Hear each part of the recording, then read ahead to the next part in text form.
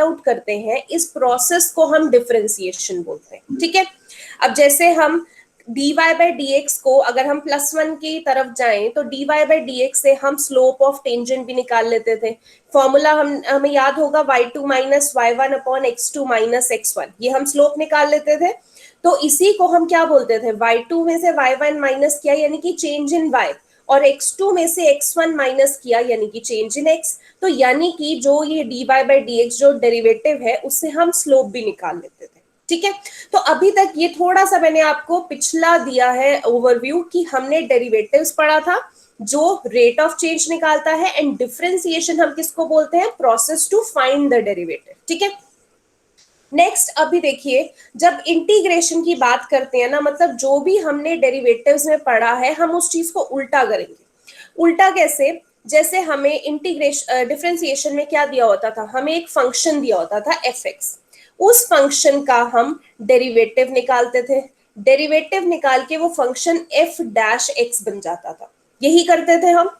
अब इंटीग्रेशन में क्या करना है, उल्टा करना है, हमें f डैश x दिया हुआ होगा और हमें fx निकालना है, यानी कि डेरिवेटिव का उल्टा करने का मतलब है एंटी डेरिवेटिव हमें निकालना है।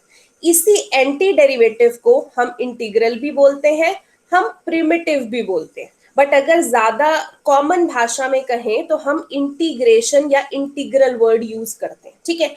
सो अभी दोबारा से बता रही हूं, आपके पास एफ एक्स दिया होता था तो उसका डेरिवेटिव निकाल के हम एफ डैश एक्स बना देते थे, और इंटीग्रेशन में क्या है, एफ डैश एक्स दिया होगा और उसका उल्टा जाना है, एफ एक्स दोबारा से फंक्शन बनाना है, ठीक है। मतलब डेरिवेटिव में अगर ये क्वेश्चन था तो ये हम आंसर निकाल देते थे, इंटीग्रेशन में आंसर से दोबारा वापस क्वेश्चन पे जाना है, अगर मैं लेमैन लैंग्वेज में बात करूं, ठीक है। अब जो भी हम इंटीग्रल्स में जो डेरिवेटिव से वापस जाते हैं फंक्शन पे, इस चीज को हम बोलते हैं इनडेफिनेट इंटीग्रल। और जो इंटीग्रेशन है, इंटीग्रेशन बेसिकली क्या है, process of finding out integral. जैसे हमने यहां किया था कि डेरिवेटिव रेट ऑफ चेंज निकालता है और डिफरेंशिएशन क्या है, प्रोसेस टू फाइंड डेरिवेटिव। ऐसे ही इंटीग्रल क्या है कि हमारे पास डेरिवेटिव से वापस फंक्शन में ले जाता है, बट इंटीग्रेशन टॉपिक की अगर हम बात करें that is process of finding out the integral, ठीक है। अभी हम दो तरीके के इंटीग्रल्स करेंगे, एक हमने इनडेफिनेट इंटीग्रल किया है और एक है डेफिनेट इंटीग्रल। अब डेफिनेट इंटीग्रल की बात करते हैं। डेफिनेट इंटीग्रल में क्या है कि जैसे अगर आपको एक ग्राफ दे रखा है, ग्राफ में मान लीजिए ये कर्व है, ये curve y is equal to F X का आपका कर्व चल रहा है, ठीक है। यहाँ पे पॉइंट A है, यहाँ पे पॉइंट B है, मुझे इस A पॉइंट से लेके इस B पॉइंट तक के बीच में जो भी एरिया आ रहा है वो एरिया निकालना है, ठीक है।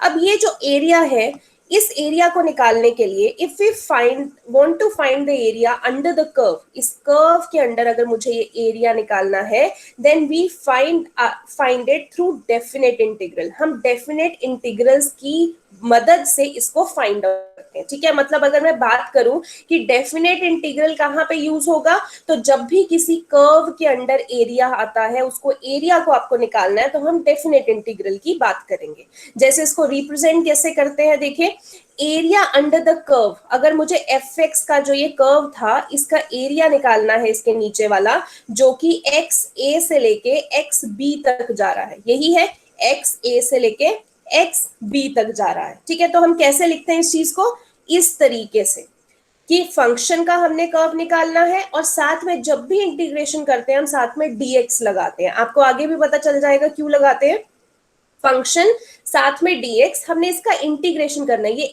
जो कर्व s जैसा लग रहा है ये लूप, ये आपका इंटीग्रेशन का साइन है।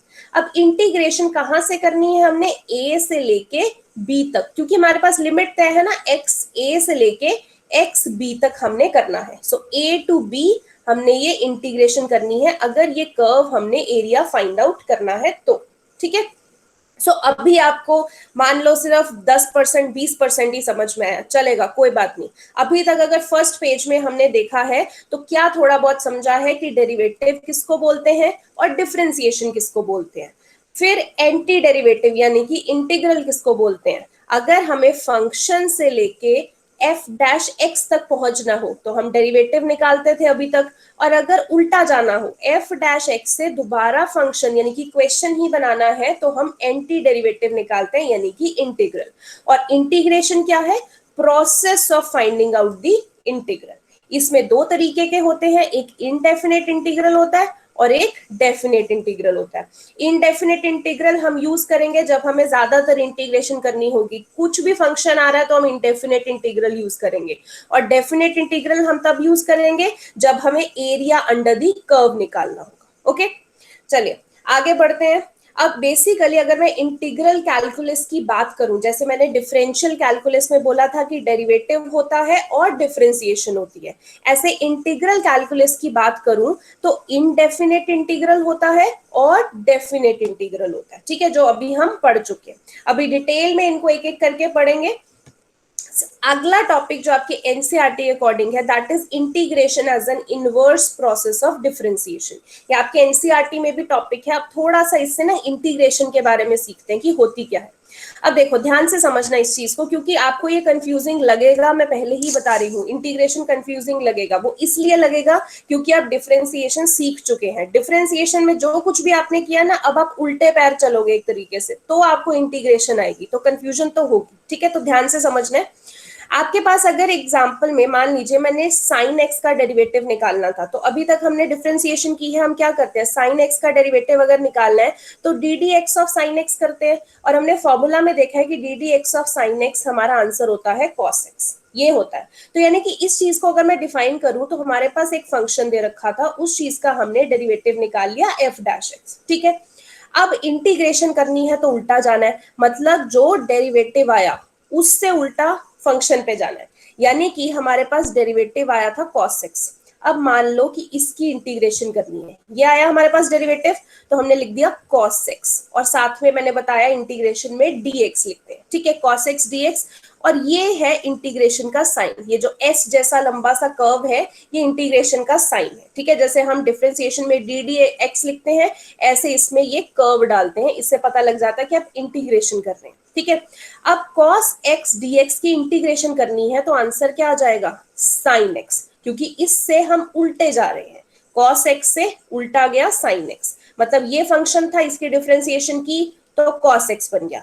अब डिफरेंशिएशन का जो आंसर आया था, वापस क्वेश्चन पे जाना है तो क्या आ गया, sin x। ठीक है, इस चीज को, ये जो हमने किया है ना, ये integration of cos x dx, इस चीज को बोलते हैं integral of cos x with respect to x, इस तरीके से बोलते हैं। ठीक है, तो अभी हमने क्या सीखा, एक एग्जांपल के थ्रू ही सही हमने सीखा कि cos x dx की जो इंटीग्रेशन होती है वो sin x बन जाती है, मतलब वापस क्वेश्चन पे चले जाना है। ठीक है, अब एक चीज और देखते हैं, अभी ये चीज याद रखना कि cos x dx की इंटीग्रेशन sin x होती है। ठीक है, अब देखो अगर मैं D D X of sine x plus 4 लिखती हूँ, यहाँ पे देखिए हमने D D X of sine x किया था, साइन एक्स का डिफरेंशिएशन किया, क्या बना, cos x। ठीक है, ऐसे ही अगर मैं sin x प्लस 4 का डिफरेंशिएशन करती हूँ तो भी cos x बनता है। ऐसा आपको पता है क्यों, क्योंकि हम जब sin x की डिफरेंशिएशन करेंगे तो वो तो cos x आ जाएगी, फिर जब हम 4 की डिफरेंशिएशन करेंगे, 4 क्या है, कांस्टेंट, कांस्टेंट से डी डी एक्स लेंगे तो 0 होता है, यानी cos x plus 0 cos x ही हुआ।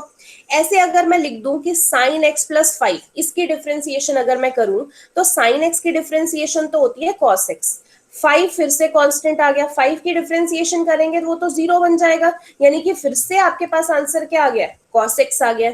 अब एक चीज देखिए, हमने जब sin x की डिफरेंशिएशन की तब भी cos x आया, हमने sin x प्लस 4 की तो भी cos x आया, sin x प्लस 5 की तो भी cos x आया। ठीक है, और अगर मैं उल्टा जाऊंगी, अब उल्टा समझ लीजिए, अगर मैं cos x की डिफरेंशिएशन करूंगी, सॉरी इंटीग्रेशन करूंगी, यहां से इधर उल्टा जाना है ना, तो उल्टा जाना है तो इंटीग्रेशन बोलते हैं, तो जैसे cos x की इंटीग्रेशन की थी तो sin x आया, बट ऐसा भी तो हो रहा है कि cos x की अगर हम इंटीग्रेशन करें तो sin x प्लस 5 भी आ सकता है, और cos x की इंटीग्रेशन करें तो sin x प्लस 4 भी आ सकता है, ऐसा भी तो हो सकता है। तो ये तो कोई फॉर्मूला बना नहीं कि cos x की इंटीग्रेशन कर रहे हैं, कभी सिर्फ sin x आ रहा है, कभी sin x प्लस 4 आ रहा है, कभी sin x प्लस 5 आ रहा है।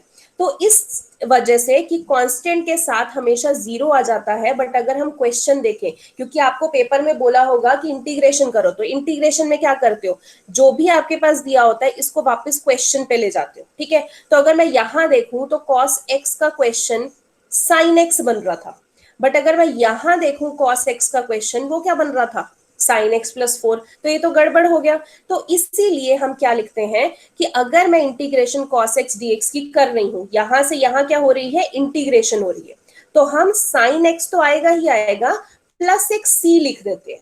c का मतलब कोई भी आर्बिट्री कांस्टेंट, जैसे यहाँ पे 4 आया, 5 आया, 6 आया, तो सेफ साइड पे रहने के लिए कि हमें पता नहीं है sin x के साथ क्या होगा, तो हम जब भी cos x की इंटीग्रेशन करेंगे या किसी भी जो ट्रिग्नोमेट्रिक फंक्शन है उसकी इंटीग्रेशन करेंगे, तो हम इसके साथ साथ में c लगा देंगे, क्योंकि c हमें कोई भी कांस्टेंट हो सकता है जो क्वेश्चन में दिया हुआ हो, और क्योंकि कांस्टेंट की जो डेरिवेशन होती है वो जीरो होती है, इसीलिए साथ में हमें पता नहीं लगेगा कि कांस्टेंट है या नहीं, तो हम c लगा देंगे, ठीक है। आई होप आपको ये टॉपिक समझ में आया हो कि हम सी क्यों साथ में लगाते हैं, ठीक है। वो इसलिए एक बार दोबारा से रिपीट कर देती हूँ क्योंकि थोड़ा सा कंफ्यूजिंग टॉपिक लगेगा आपको। आपके पास cos x की आपने डिफरेंशिएशन की, सॉरी sin x की डिफरेंशिएशन की, तो आंसर cos x आया। आपने sin x प्लस 4 की डिफरेंशिएशन की तो भी cos x आया, sin x प्लस 5 की तो भी cos x आया। तो अगर मुझे वापस जाना है, मतलब अगर मुझे cos x का क्वेश्चन पूछना हो, तो यहाँ पे cos x का क्वेश्चन बन रहा है sin x, यहाँ पे cos x का क्वेश्चन बन रहा है sin x प्लस 4, यहाँ पे cos x का क्वेश्चन बन रहा है sin x प्लस 5।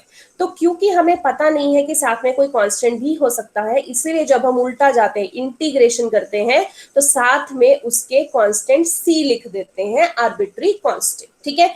ये जो हम इंटीग्रेशन कर रहे हैं, ये कौन सी इंटीग्रेशन है, इनडेफिनेट इंटीग्रल्स, ठीक है, क्योंकि यहाँ पे हम एरिया नहीं फाइंड आउट कर रहे हैं, हमें कोई लिमिट नहीं दे रखी बेसिकली, ठीक है।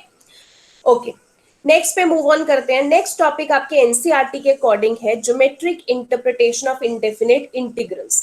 अब देखिए ज्योमेट्रिक इंटरप्रिटेशन का समझिए, जैसे आपको एक फंक्शन दे रखा है, ये सिर्फ एक टॉपिक है, ठीक है, कॉन्सेप्ट समझ लीजिए आप, कोई बहुत ज्यादा इसमें बड़ी चीज नहीं है। आपके पास फंक्शन दे रखा है, फंक्शन मान लीजिए 2x, ठीक है।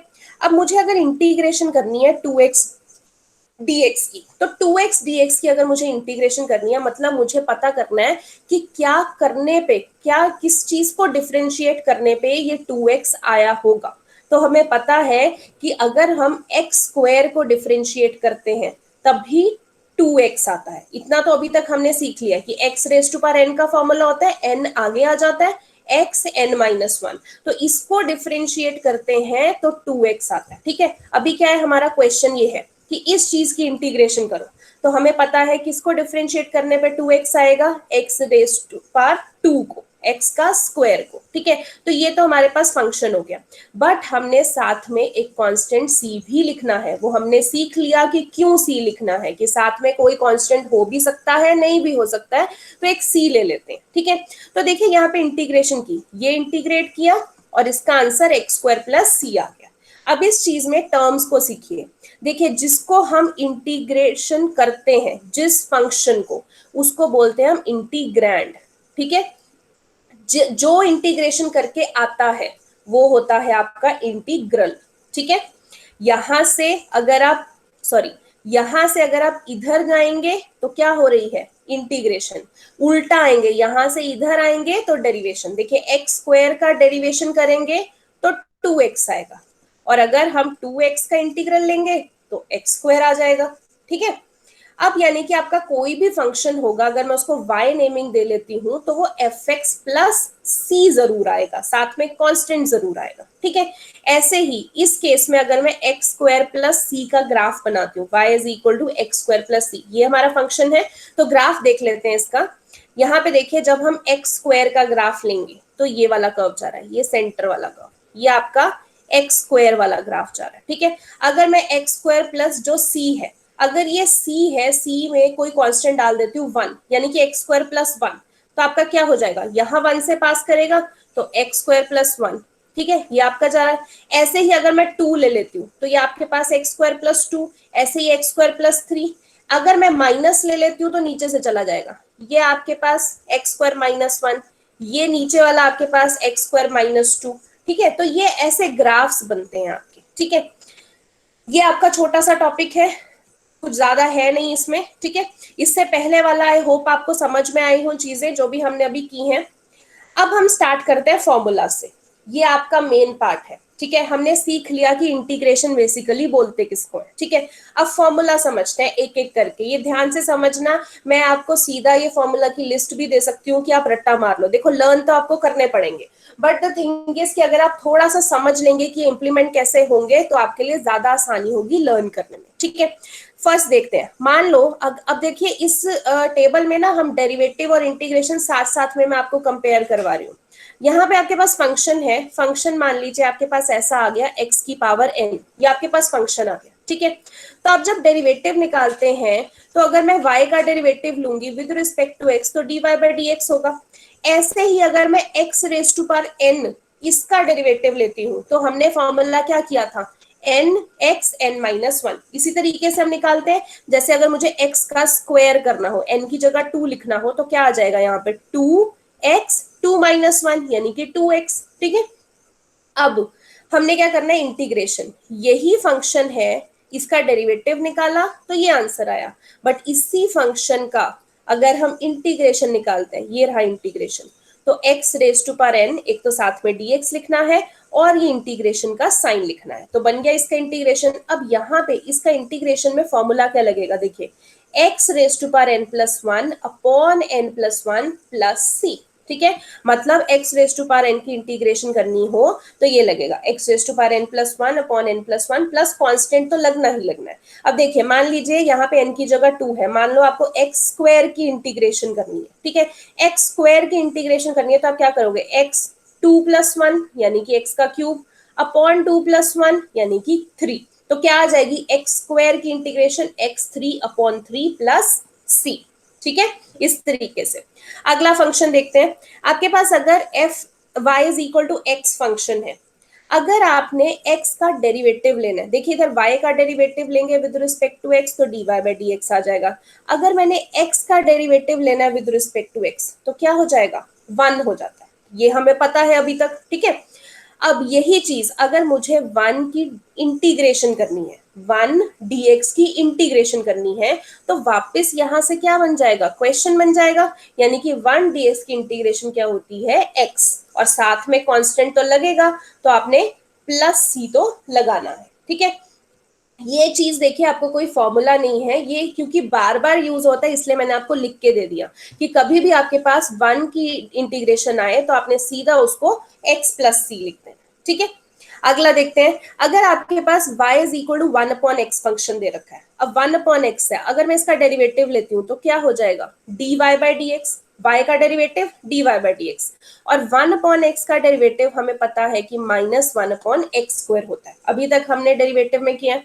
अब अगर इसी 1 अपॉन एक्स का मुझे इंटीग्रेशन लेना है तो ऐसे लिखूंगी, इंटीग्रेशन का साइन 1 अपॉन एक्स और साथ में dx, तो इसका क्या इंटीग्रेशन आएगा, minus 1 upon x plus C. ये कुछ शॉर्टकट्स हैं जो आप डायरेक्टली लर्न कर सकते हो। ठीक है, ऐसा नहीं कि इसके बिना आपका निकलेगा नहीं, सीधा देखिए इस फॉर्मूला में डालिए, आपका बेसिकली एक यही फॉर्मूला होता है X raise to power n, तो सीधा अगर मुझे यहाँ पे डालना है, मान लीजिए 1 अपॉन एक्स है तो x अगर ऊपर जाएगा x की पावर माइनस 1 हो जाएगा, तो सीधा इस फॉर्मूला में डालिए, आपके पास इंटीग्रेशन का यही आंसर आएगा। ठीक है, बट क्योंकि बार बार यूज होते हैं तो हम डायरेक्टली याद कर लेते हैं। ठीक है, अगला y is equal to X, A X अगर आपके पास फंक्शन है, अगर मैं डेरिवेटिव लेती हूँ ए एक्स का डेरिवेटिव होता है ए एक्स लॉग ए। ठीक है, ए एक्स मतलब अगर आपके पास जैसे कोई भी कांस्टेंट आ गया 2 raise to power X, 3 raise to power X, 10 raise to power X, तो ऐसे में ए एक्स फंक्शन होता है। ठीक है, तो ए एक्स का डेरिवेटिव लेते हैं तो ए एक्स लॉग ए होता है, बट अगर ए एक्स डी एक्स की इंटीग्रेशन में करती हूँ तो A X upon log A plus C होगा। ठीक है, ऐसे अगर y is equal to E raise to power X आपके पास फंक्शन है तो अगर मैं बोथ साइड डेरिवेटिव लेती हूँ तो ई एक्स का डेरिवेटिव ई एक्स ही रहता है, हमने पढ़ा है, बट अगर मुझे इंटीग्रेशन करनी है ई एक्स डी एक्स की तो वो क्या होगी, ई एक्स प्लस कॉन्स्टेंट सी। ठीक है, ऐसे ही अगर मेरे पास log x फंक्शन है, log x का डेरिवेटिव देखिए अभी तक हमने किया है 1/x होता है, पहले भी पढ़ा है। अगर मुझे 1/x dx की इंटीग्रेशन करनी हो तो वो उल्टा कहाँ चला जाएगा, log x प्लस सी। तो एक तरीके से आप देखोगे यहाँ पे जितने भी फॉर्मूलाज हैं ये सब वापस ही जाएंगे, यहाँ से इसकी इंटीग्रेशन करोगे ये बन जाएगा, इसकी इंटीग्रेशन करोगे ये बन जाएगा, उल्टा ही जाएंगे। ठीक है, आप इनको सॉल्व करके देखोगे तो उल्टा ही जाएगा। ठीक है, यही होता है कि इंटीग्रेशन मतलब डिफरेंशिएशन से उल्टा क्वेश्चन पे जाना। ठीक है, अगला देखिए, अब आ जाते हैं आपके ट्रिग्नोमेट्रिक फंक्शंस। देखिए अगर हमारे पास फंक्शन होता था साइन एक्स, हम उसकी डिफरेंशिएशन करते थे, साइन एक्स की डिफरेंशिएशन कॉस एक्स।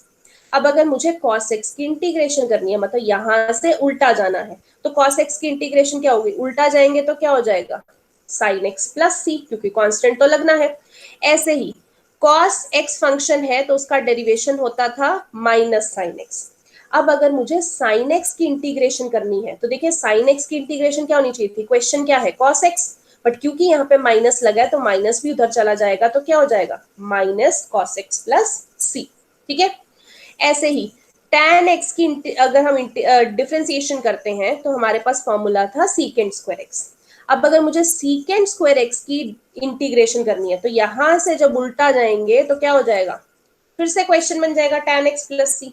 ठीक है, ऐसे ही कोसीकेंट x की इंटीग्रेशन करते हैं, डिफरेंशिएशन करते हैं तो आता था minus cosecant x cot x। ठीक है, अब मान लो हमें कोसीकेंट x कॉट x की इंटीग्रेशन करनी है तो यहां से वापस जाएंगे तो क्या आएगा, कोसीकेंट x, बट माइनस है, माइनस भी तो उधर जाएगा, तो आपके पास क्या आंसर आ जाएगा, minus cosecant x plus C.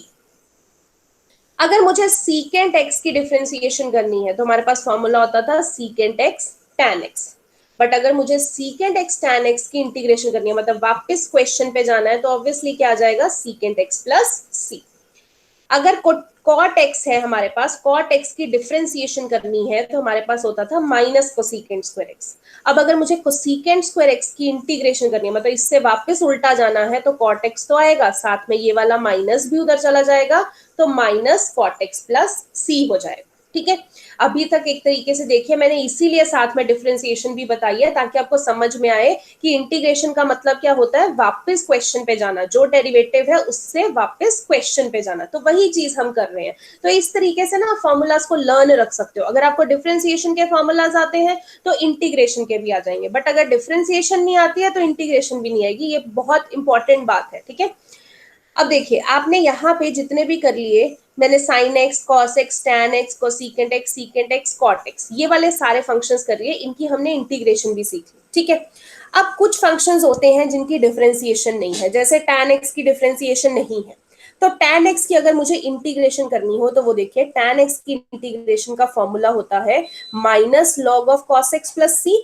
या फिर आप log of secant x plus C भी लिख सकते हैं। ये कुछ एक्सेप्शंस हैं जो आपको अलग से याद करनी पड़ेंगी। ठीक है, क्योंकि इनकी डिफरेंशिएशन नहीं होती है। ठीक है, अब देखिए अगर आपको cot x की इंटीग्रेशन करनी हो तो आपके पास फॉर्मूला है log sin x plus C. ऐसे ही अगर सीकेंट x की इंटीग्रेशन करनी हो तो log secant x plus tan x।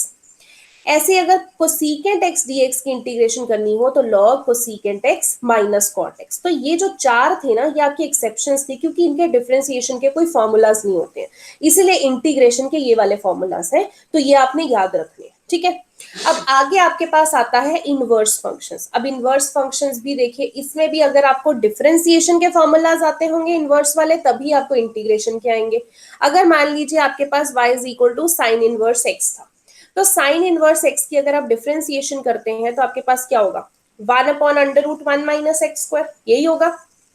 अगर आप इस चीज की इंटीग्रेशन करेंगे, क्योंकि इसी से वापस जाना है, अब 1/√1 माइनस एक्स स्क्वायर की इंटीग्रेशन करूंगी तो मेरे पास वापस क्वेश्चन ही आ जाएगा, यानी कि साइन इनवर्स एक्स और साथ में सी तो लगना ही लगना है। ठीक है, ऐसे ही अगर कॉस इनवर्स एक्स की इंटीग्रेशन करते हैं तो आपको पता है कि जो भी साइन की डेरिवेशन होती है उसके साथ बस माइनस का साइन लगा दीजिए तो कॉस इनवर्स की डेरिवेशन बन जाती है। ठीक है, अब इसी चीज का मुझे इंटीग्रेशन करना है तो क्या लिखेंगे, देखिए यहां से करेंगे तो यहां से अगर सीधा उल्टा जाते हैं तो या तो आप लिख सकते हैं कॉस इनवर्स एक्स प्लस सी, जो यहां से उल्टा क्वेश्चन बनता है, या फिर मैं ये भी तो लिख सकती हूँ कि इसका उल्टा क्या होता था, साइन इनवर्स एक्स, और साथ में यहाँ पे बस माइनस लगा हुआ है, तो minus sine inverse x plus C भी बन सकता है, ठीक है। बट अगर आपको ये याद करने में तकलीफ होती है तो ये तो आपको याद हो ही जाएगा, क्योंकि इससे जस्ट बैक क्वेश्चन पे जाना है। ये माइनस इसकी इंटीग्रेशन करनी है, तो क्वेश्चन क्या है, कॉस इनवर्स एक्स, तो वही cos inverse x plus C, ठीक है। अगला फंक्शन देखिए, आपको अगर tan इनवर्स एक्स फंक्शन दिया है तो आपको पता है डिफरेंशिएशन होती है उसकी 1/1 प्लस एक्स स्क्वायर। अगर इसी की मैं इंटीग्रेशन करती हूँ तो वापस मैं क्वेश्चन पे जाऊंगी, यानी कि क्या हो जाएगा integration tan inverse x plus C. ऐसे ही कॉट इनवर्स एक्स फंक्शन है, यहाँ पे जो tan होता है उसके साथ बस नेगेटिव लगा दो तो कॉट इनवर्स एक्स की डिफरेंशिएशन बन जाती है। तो यहाँ पे जब मैं इसकी करूंगी तो क्या होगा, इसका उल्टा, या तो मैं लिख सकती हूँ कॉट इनवर्स एक्स प्लस सी हो गया, या फिर मैं क्या लिख सकती हूँ, tan के साथ बस माइनस ही तो लगा हुआ है तो minus tan inverse x plus C लिख सकती हूँ, ठीक है। ऐसे ही देखिए सीकेंट इनवर्स एक्स आपके पास फंक्शन है, उसका अगर डेरिवेशन लेते हैं तो ये होता है, इसी से वापस अगर इंटीग्रेशन करेंगे मतलब उल्टा जाएंगे तो क्या हो जाएगा, integration secant inverse x plus C, ठीक है।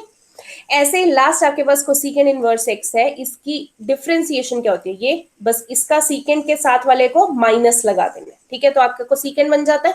तो यहाँ पे जब इस चीज की इंटीग्रेशन करेंगे तो वापस क्वेश्चन पे जाएंगे, क्या आ जाएगा, cosecant inverse x plus C, या फिर इसके साथ ही तो माइनस लगा, इस वाले के साथ माइनस लगा तो इसकी क्या होती है सीकेंड इनवर्स, तो साथ में minus secant inverse x plus C, ये आपका हो जाएगा, ठीक है। सो आई होप अभी तक जितने भी फॉर्मूलाज हैं आपको ये समझ में आए हो। नो डाउट इनको आपको लर्न करना पड़ेगा। अब आप डर गए होंगे कि इतने सारे फॉर्मूलाज, तो देखिए अगर आपको डिफरेंशिएशन के आते हैं तो ये लर्न करने में कोई दिक्कत नहीं होगी, बट वही जिसको डिफरेंशिएशन के भी लर्न नहीं है तो वो ये टेबल ही पूरा अच्छे से लर्न कर लो, अदरवाइज आपको इंटीग्रेशन समझ में नहीं आने वाली है, ठीक है। मैं बार बार बोल रही हूँ ये सबसे डिफिकल्ट टॉपिक बच्चों को लगता है, इसलिए आई एम मूविंग स्लो, तो आप इसको अच्छे से समझना, फॉर्मूलाज अच्छे से लर्न करना, ठीक है। अब एक्सरसाइज के कुछ क्वेश्चंस करते हैं ताकि आपको थोड़ा समझ में आ जाए कि इंटीग्रेशन कैसे अप्लाई होती है। अब एक्सरसाइज 7.1 की अगर मैं बात करूं, ये फर्स्ट एक्सरसाइज है, ये एक मान लो कि बेसिक्स है, जैसे आप छोटे होते एबीसी लिखना आपको सिखाते हैं ना, तो ये इंटीग्रेशन की एबीसी है जो ये फर्स्ट एक्सरसाइज है। तो इस एक्सरसाइज में हम बेसिक फॉर्मूलाज इंप्लीमेंट करना सीखेंगे, बहुत आसान एक्सरसाइज है ये। आपको फर्स्ट क्वेश्चन बोला है फाइंड एन एंटी डेरिवेटिव या फिर इंटीग्रल। अब मैंने आपको बताया था इंटीग्रेशन में आपको वर्ड एंटी डेरिवेटिव भी यूज कर सकते हैं, तो घबरा नहीं जाना कि ये डेरिवेशन कहां से आ गया, एंटी डेरिवेटिव मतलब इंटीग्रल, ठीक है। तो इंटीग्रल आपको निकालना है, ठीक है। By the method of inspection means आपने फॉर्मूलाज देखने कि कैसे वो निकल सकता है, ठीक है। अब देखिए, अब मेथड सीखिए कि कैसे लिखना है। आपके पास sine x sine 2x first question है।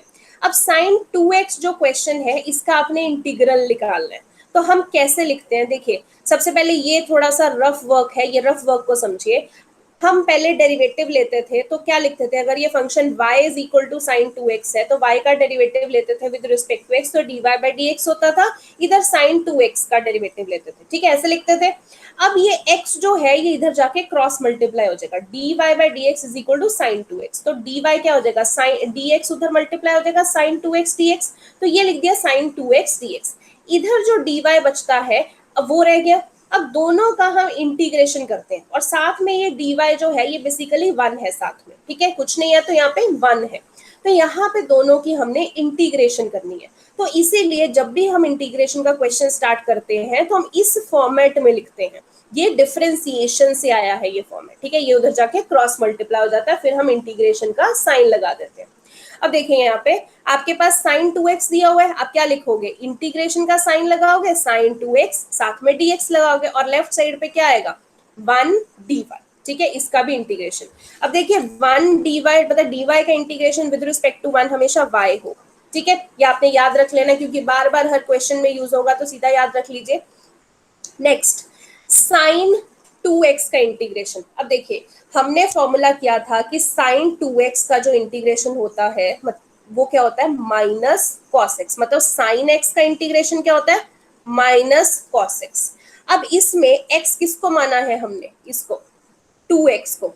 अब इसमें ना चेन रूल जैसे हम डिफरेंशिएशन में लगाते थे वैसे चेन रूल लगाना है, बट एक्चुअल में कोई चेन रूल होता नहीं है, ये मैं आपको समझाने के लिए बोल रही हूँ। हम क्या करते थे उसमें कि फिर 2x का भी आगे डिफरेंशिएशन करते थे।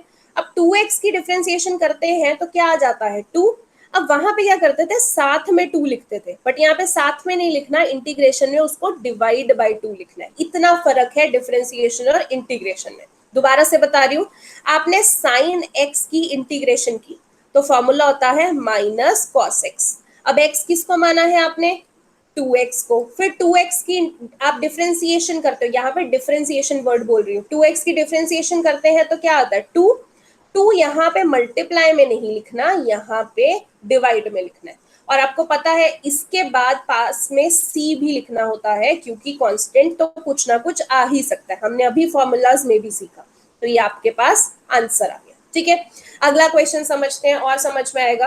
देखिए cos 3x है, cos 3x का मतलब मैं पहले क्या लिखूंगी, इंटीग्रेशन का साइन cos 3x dx, और लेफ्ट में क्या लिखूंगी, इंटीग्रेशन 1 dy। 1 dy की इंटीग्रेशन क्या होती है y।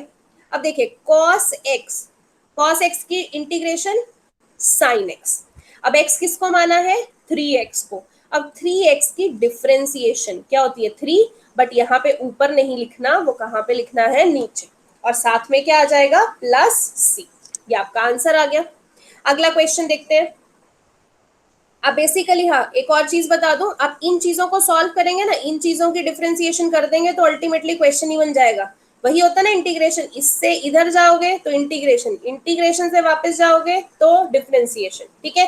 जैसे इसको अगर हम करते हैं, मान लो इस चीज की डिफरेंशिएशन करते हैं, मैंने यहाँ पे रफ में दिखा रखा है, अगर साइन 3x/3 की डिफरेंशिएशन करते हैं तो क्या करते हैं, पहले 1/3 तो कांस्टेंट है, बाहर ले लिया, फिर साइन एक्स की डिफरेंशिएशन क्या होती है, कॉस एक्स, फिर एक्स किसको माना, 3x को, उसका चेन रूल लगा के डिफरेंशिएशन 3, 3 से 3 कैंसिल हो गया, cos 3x बन गया ना आपका क्वेश्चन।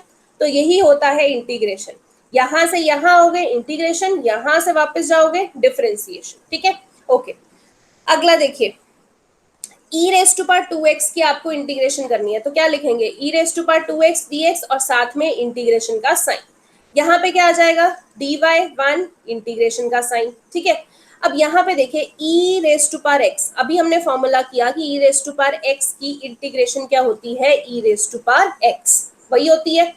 अब x किसको माना है, 2x को, 2x की डिफरेंशिएशन करेंगे तो 2 आता है, और 2 मल्टीप्लाई में आता है, बट हमने मल्टीप्लाई में नहीं लिखना क्योंकि हम इंटीग्रेशन कर रहे हैं, तो हम क्या लिखेंगे, डिवाइड बाय 2, और साथ में c भी लिख देंगे क्योंकि कांस्टेंट तो आएगा ही आएगा, ठीक है। फोर्थ क्वेश्चन करते हैं, आपको दिया है ax plus B whole square, ठीक है। अब इस क्वेश्चन को करने के दो तरीके हैं, मैं दोनों आपको बता दूंगी। सबसे पहले आपने क्या लिखना है, वही जो आपका फॉर्मेट है, लेफ्ट साइड पे 1 dy की इंटीग्रेशन, इधर ax plus B square dx साथ में जरूर लिखना है, और उसकी इंटीग्रेशन 1 dy की इंटीग्रेशन हमेशा क्या रहेगी, y। अब इधर देखिए एक तरीका है कि इसको मैं खोल लूं, a plus B whole square लगाऊं, यानी कि ax का whole square a square x square, b का स्क्वायर b स्क्वायर, फिर 2ab साथ में dx आ गया, ये होता है। खोल दिया, अब आगे क्या करना है, इस पूरे की हम इंटीग्रेशन करते हैं। जब इंटीग्रेशन करते हैं, इंटीग्रेशन का तो साइन नहीं लगाते हैं, सबसे पहले देखिए कांस्टेंट है, a स्क्वायर कांस्टेंट है, पहले बाहर ले लीजिए। अब एक्स स्क्वायर की इंटीग्रेशन देखिए ध्यान से, क्योंकि आप पहली बार कर रहे हैं ये इंटीग्रेशन, तो एक्स स्क्वायर मतलब ये इस फॉर्मूला से रिजेंबल करता है X raise to power N की इंटीग्रेशन, तो क्या होती है X raise to power N plus 1 upon N plus 1। अब देखिए एक्स स्क्वायर एन क्या है 2, तो यहाँ पे क्या आ जाएगा एक्स की पावर 2 प्लस 1 3 अपॉन 2 प्लस 1 3, तो क्या आ जाएगा आपके पास एक्स स्क्वायर की इंटीग्रेशन एक्स क्यूब बाय 3। ऐसे ही देखिए बी स्क्वायर कॉन्स्टेंट है, तो बी स्क्वायर तो बाहर आ गया। अब साथ में यहाँ पे x जरूर लगा, ये बच्चे गलती कर देते हैं, x नहीं लगाते। अब x क्यों लगा है, देखिए मैंने बोला इसकी इंटीग्रेशन करोगे तो ये आएगा, अगर मुझे वापस जाना है तो डिफरेंशिएशन होगी, मतलब यहाँ पे बी स्क्वायर कैसे आया होगा, अगर साथ में x लगा हुआ होगा, क्योंकि D D X of x तो 1 हो जाता है, और बी स्क्वायर कॉन्स्टेंट होता है तो बाहर आ जाता है, ऐसे डिफरेंशिएशन में करते थे। तो इसीलिए यहाँ पे इंटीग्रेशन करनी है तो बी स्क्वायर एक्स होगा क्वेश्चन में, तभी इसकी डिफरेंशिएशन करके बी स्क्वायर बना हुआ होगा, ठीक है। यहीं से वापस जाना है, वही इंटीग्रेशन होती है। तो दोबारा से एक बार बता देती हूँ आपको कंफ्यूजन ना हो। आपके पास देखिए अगर बी स्क्वायर एक्स होगा, आप इसकी डिफरेंशिएशन करेंगे, D D X of B square X करेंगे, तो बी स्क्वायर तो बाहर आ जाएगा, ये आपने लिख दिया बाहर। x की डिफरेंशिएशन क्या होती है 1, तो साथ में यहाँ पे 1 आ रहा होगा, इसीलिए बी स्क्वायर बना। इसीलिए बोल रही हूँ कि जब आप इस चीज की इंटीग्रेशन करेंगे, बी स्क्वायर एक्स की इंटीग्रेशन, तो क्या होगी बी स्क्वायर की इंटीग्रेशन करेंगे तो बी स्क्वायर एक्स आएगा साथ में, ठीक है। अगला 2ab तो देखिए कांस्टेंट है, तो 2ab एज इट इज ले लेंगे। अब मुझे x की इंटीग्रेशन करनी है, तो वही फॉर्मूला, x की इंटीग्रेशन मतलब x रेज टू पावर 1, तो यहाँ पे x रेज टू पावर 1 आया, तो x raise to power 1 plus 1 upon 1 plus 1 यानी x raise to power 2 upon 2 आ जाएगा, तो वही लिखा x raise to power 2 upon 2। ठीक है, अब क्या करेंगे, आप इसको बस लिख लीजिए, यहाँ ये 2 से ये 2 कैंसिल हो जाएगा, तो क्या आ जाएगा a square x cube by 3 b square x 2ab, ये 2 से 2 तो कैंसिल हो गया, ab एक्स स्क्वायर आ गया, और साथ में c लिखना नहीं भूलना है। ठीक है, तो ये आपके पास बेसिकली आंसर आ गया। अब दूसरा तरीका क्या है वो भी देख लीजिए। आपके पास यहाँ पे दिया हुआ है a रेस टू, इसकी आपने इंटीग्रेशन करनी है इस एरिया की। अब देखिए इसको मान लो x रेस टू पर n का फॉर्मूला मान लो, ये पूरा x रेस टू पर n, तो क्या होगा x रेस टू पर n प्लस 1, यहाँ पे n क्या है 2, तो होना चाहिए x क्या है ax प्लस b, तो यहाँ पे आना चाहिए ax प्लस b, और यहाँ पे 2 प्लस 1 यानी कि 3 अपॉन 2 प्लस 1 यानी कि 3, तो वही लिखा ये x है, ऊपर पावर 3 आ गई, नीचे भी आपकी पावर 3 आ गई।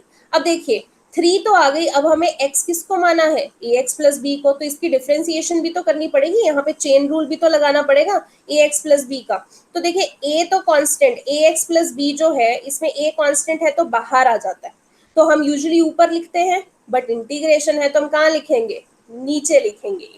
और b क्या है, b तो कांस्टेंट है तो 0 है, तो 0 डिफरेंशिएशन यहाँ पे प्लस 0 होगी, तो नीचे क्या लिखेंगे प्लस 0, नहीं भी लिखेंगे तो चलेगा, तो आपके पास नीचे क्या बचा 3a, और साथ में एक कांस्टेंट है c। ठीक है, अगर कंफ्यूजन हो रही है एक बार फिर से रिपीट कर देती हूँ।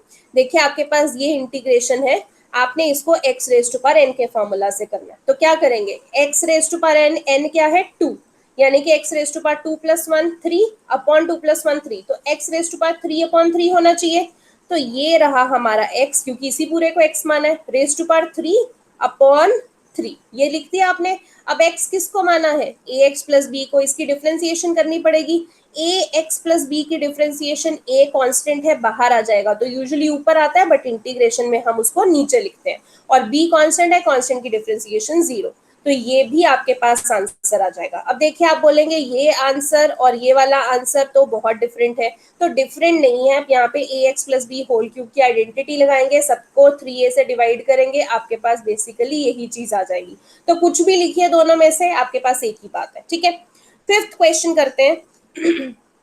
आपको बोला है साइन 2x माइनस 4e की पावर 3x। ठीक है, तो यहाँ पे आपने डिफरेंस इंटीग्रेशन करनी है, तो क्या करते हैं हम पहले ये फॉर्मेट लिखते हैं कि लेफ्ट साइड पे 1dy की इंटीग्रेशन, इधर ये पूरा फंक्शन और साथ में dx जरूर लिखते हैं।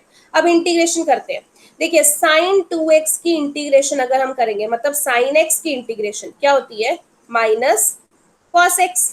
अब x किसको माना है 2x को, 2x की डिफरेंशिएशन क्या होती है 2, और वो 2 ऊपर नहीं आएगा, कहाँ आएगा नीचे, ऐसे माइनस एज इट इज लिख दिया, 4 कांस्टेंट है लिख दिया। अब देखिए e raise to power x की इंटीग्रेशन फॉर्मूला क्या होता है e raise to power x ही आता है।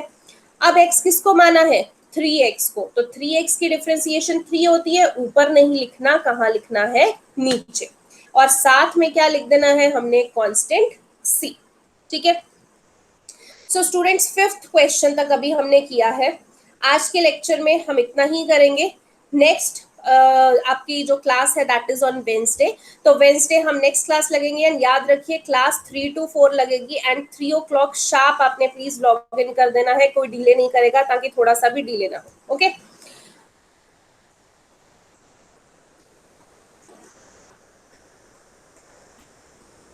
सो अभी आपने क्या करना है,